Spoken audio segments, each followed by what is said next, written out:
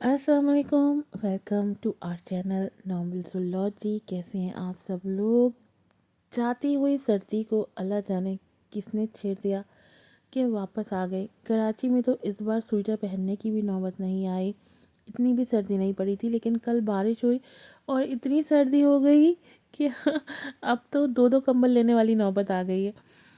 चलें देखते हैं आज की एपिसोड में क्या हो रहा है। जल्दी से चैनल को सब्सक्राइब कर दें, वीडियो को लाइक कीजिएगा, शेयर कीजिएगा और रिव्यूज़ भी दीजिएगा। नॉवेल है बाराने इश्क, एपिसोड नंबर 13 का पार्ट 2। राइटर है इसकी मलाइका रफ़ी।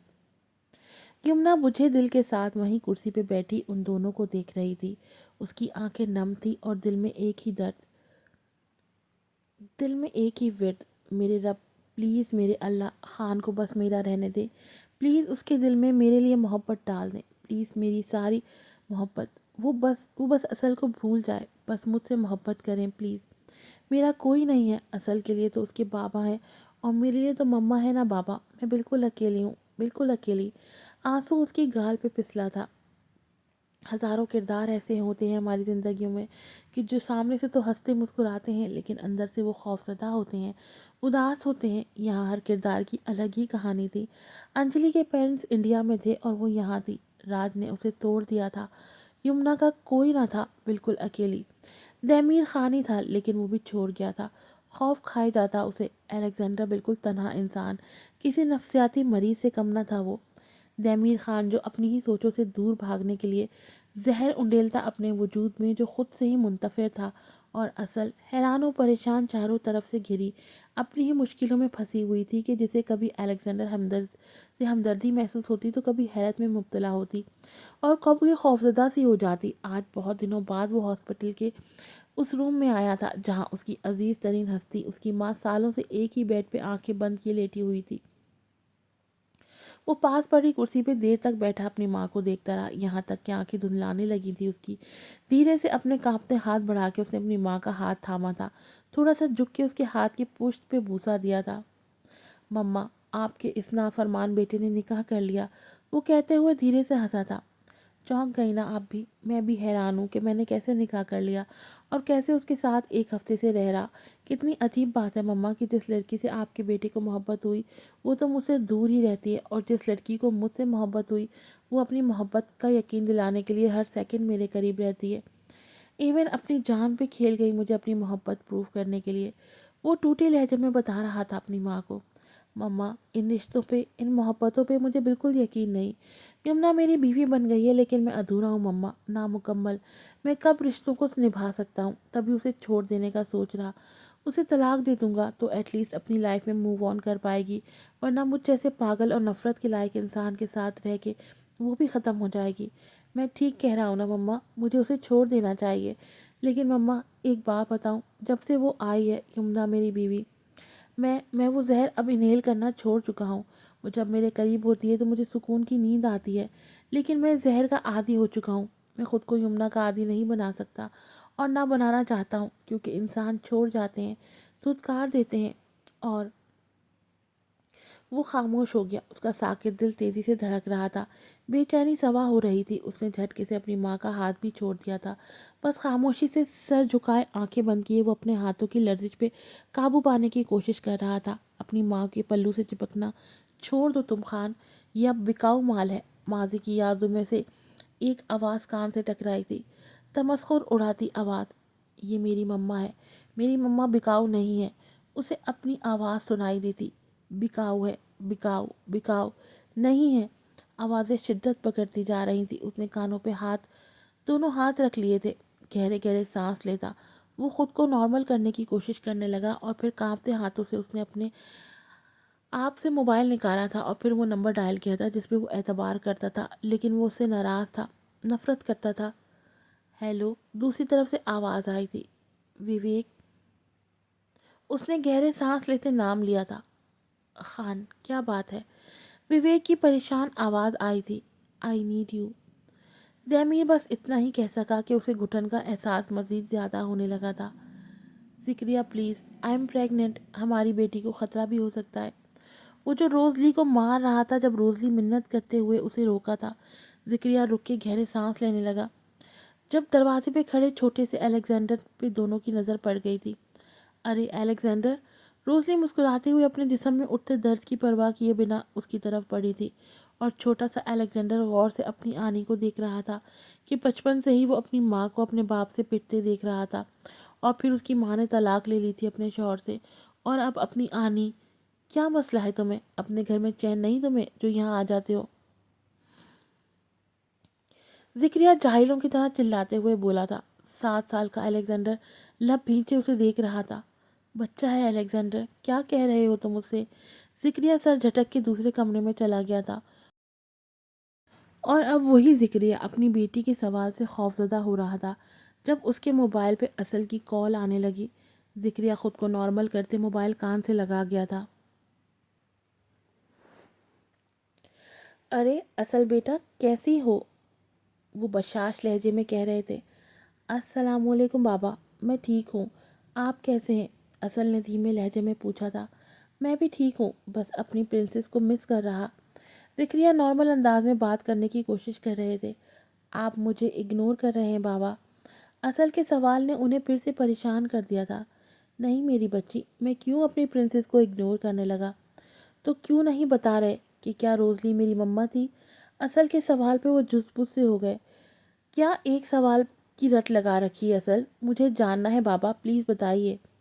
کن لوگوں کے بیچ رہ رہی ہو؟ میں نے بہت بڑی غلطی کر دی جو تمہیں کینیڈا بھیج دیا۔ ذکریہ غصے میں بول رہے تھے۔ اصل کے دل کو ٹیس پہنچی تھی کہ آج پہلی بار اس کے بابا اسے سختی سے بات کر رہے تھے۔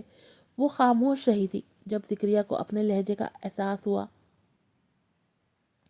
اصل بیٹا، میں کلاس میں جا رہی ہوں بابا، پھر بات ہوگی، کہہ کے اس نے کال ڈسکنیکٹ کر دی تھی۔ ابھی وہ یونیورسٹی گراؤنڈ میں تھی، موبائل ہاتھ میں لیے خالی نظروں سے وہ درختوں کو اور ان کے پتوں کو دیکھنے لگی۔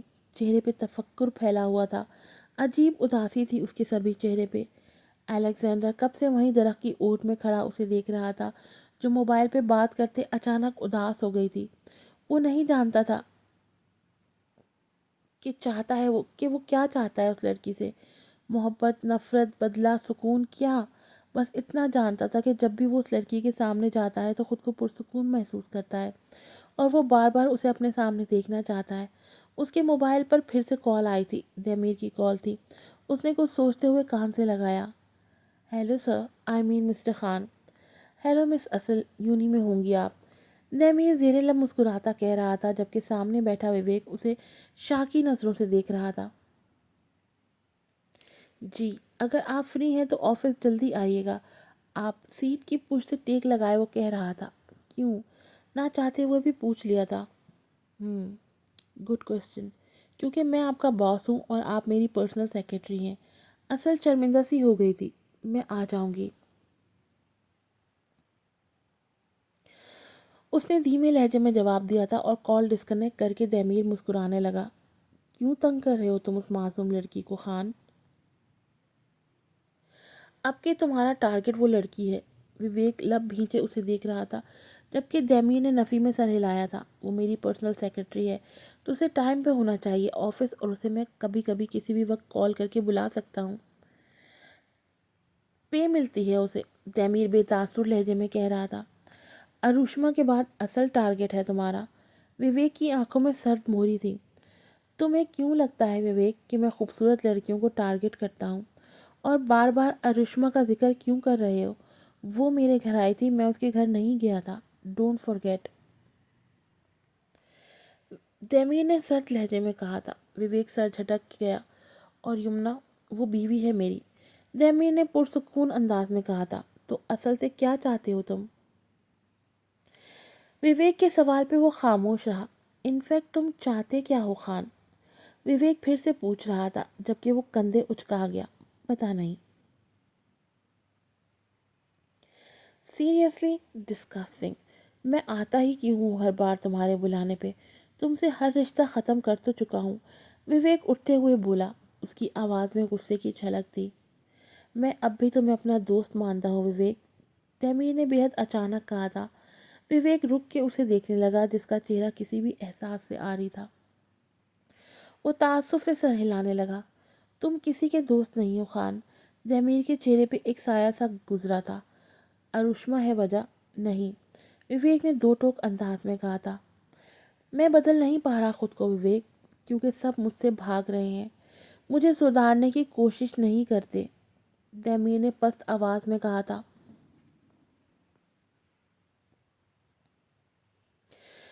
विवेक टेबल पे दोनों हाथ रखे उसकी तरफ झुका था। यमुना तुम्हारी बीवी है खान, बेहतर यही होगा कि तुम उसकी मोहब्बत में खुद को सुधार लो। वो बेलौस मोहब्बत करती है तुमसे। तैमीर खामोश नज़रों से उसे देखने लगा। और मेरी मोहब्बत? विवेक हंस पड़ा था। Let me tell you something Khan, तुम कभी किसी से मोहब्बत नहीं कर सकते, ना तुम्हें कभी किसी से मोहब्बत होती है। तुम सिर्फ अट्रैक्ट होते हो, और फिर वही तुम्हें अपने पास चाहिए होती है। तुम्हारी जिद बन जाती है वो, जो तुम्हें हर सूरत में अपने पास चाहिए होती है, तुम्हारे बैंक बैलेंस की तरह। मेरी बात गौर से सुनो। कोशिश करो कि यमुना की मोहब्बत में खुद को सुधार पाओ, और असल को तंग करने से गुरेज करो। कहीं ऐसा ना हो तुम्हें किसी डॉक्टर की ज़रूरत पड़ जाए। तैमीर कुछ नहीं बोला। चलता हूँ, कह के विवेक सीधा हुआ था और दरवाजे की तरफ बढ़ा था, जबकि तैमीर खामोशी से बंद दरवाजे को देखता रहा। उसका जहन हमेशा की तरह ब्लैंक था, आंखें बेतासुर। उसे कभी अपने वजूद में मोहब्बत की गरमाइश महसूस ही ना हुई थी आज तक, और ना उसने कभी ऐसी कोशिश की कि अपने खोल को उतार के वो अपने वजूद में मोहब्बत की गरमाइश उतारे। तो क्या ख्याल है मिस असल आपका? अपने ख्यालात के इजहार के बाद अब तैमीर खान उससे पूछ रहा था अपनी राय इजहार करने के लिए। असल ने कंफ्यूज सी नज़र तैमीर पे डाली थी, जो मुकम्मल उसकी तरफ मुतवज्जा था। उसकी गिरे आंखों में पुरस्कार सी मुस्कुराहट महसूस हो रही थी उसे। तभी नजरें झुका गई कि उसे झुरझुरी सी महसूस हुई थी उस लम्हे। सर, मुझे कोई एक्सपीरियंस नहीं है, आप मुझसे क्यों पूछ रहे हैं? अरे, आप मेरी पर्सनल सेक्रेटरी हैं, आपसे ही पूछूंगा मैं। असल ने दोबारा से नज़र उठा के उसे देखा था, जो मुसलसल उसे ही नज़रों के हिसार में लिए हुए था। आपने ज़बरदस्ती बना दिया। तो क्या बनना चाह रही थी आप मेरी? असल कंफ्यूज सी उसकी बातों को समझने की कोशिश कर रही थी। मैं कुछ नहीं बनना चाह रही आपकी मिस्टर खान, आप इस किस्म के सवाल क्यों कर रहे हैं? असल ने जिद होते कहा था। क्योंकि मैं बॉस हूँ आपका, मेरा जो दिल करेगा मैं वही सवाल करूँगा, और आपको मुझे जवाब देना होगा। तैमीर ने कंधे उचकाए थे। असल दिल ही दिल में खुद को कोसने लगी। पूरे कनाडा में ये दो पागल रह गए थे जिनसे मेरा सामना करवा दिया गया। वो जल के सोच रही थी। वैसे सोच अच्छी है आपकी। उसके भारी आवाज़ पे असल ने चौंक के उसे देखा था, जैसे पूरा दिमाग पढ़ ही गया हो उसने। स्कार्फ क्यों लेती हैं आप मिस असल? नया सवाल दागा गया। बिकॉज मेरा इस्लाम मुझे ये कहता है। बहुत सी मुसलमान लड़कियां हैं जो नहीं लेती। ये उनका मैटर है मिस्टर खान, मैं सिर्फ अपने बारे में फ़ैसले करने का हक रखती हूँ। असल ने मजबूत लहजे में जवाब दिया था। और अगर ये हक मैं छीन लूँ आपसे तो? असल ने चौंक के उसकी बात को मुलाहिजा फरमाया था, जो अब मज़े से उसे ही देख रहा था पुरसुकून अंदाज में।